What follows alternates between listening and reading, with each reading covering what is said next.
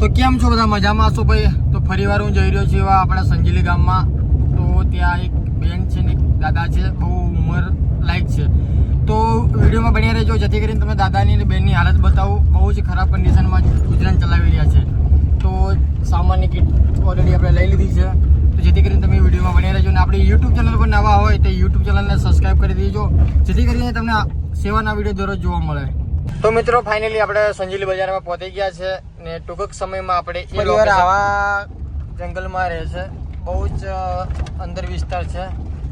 તો એ જ કહેવા માગું છું કે આવા પરિવારને મદદરૂપ થવું જરૂરી છે, કેમ કે તમે જોઈ શકો છો મિત્રો, આવા જંગલમાંથી ને જવું એટલે બહુ કઠિન વસ્તુ છે અને આપણે એ જગ્યા પહોંચવાની જરૂરી છે. ત્યારે થોડી વારમાં પહોંચીશું. તો જેથી કરીને આ વિડીયો જેટલો બને શેર કરજો. તો મિત્રો ઓલરેડી મેં લોકેશન પહોંચી ગયા છે અને તમે આ જોઈ રહ્યા છો, આ કન્ડિશન છે. આ બેનની ને દાદા છે, તો તમને મુલાકાત કરાવું, વિડીયોમાં બન્યા રહેજો. તો મિત્રો ફાઇનલી હું લોકેશને પહોંચી ગયો છું. ગામ છે લવારા, તાલુકો સંજેલી, જિલ્લો દાહોદ. તમને ખબર છે મિત્રો કે દાદા 7 વર્ષથી એકલા ગુજરાન ચલાવી રહ્યા છે આ જ મકાનમાં મિત્રો. તો એ આશા રાખું છું આ વિડીયો જેલો બને શેર કરજો અને તમારા રાકેશભાઈને સપોર્ટ કરતા રહેજો, જેથી કરીને આ દાદાનું ઘર બની જાય એવી આશા રાખું છું. એક જ આશા રાખું છું કે આ વિડીયો જેલો બનેલો શેર કરજો. દાદા કહે છે કે આ બેન છે, બેનથી બોલાતું નહીં. દાદા છે, હવે દાદાની ઉંમર થઈ ગઈ છે.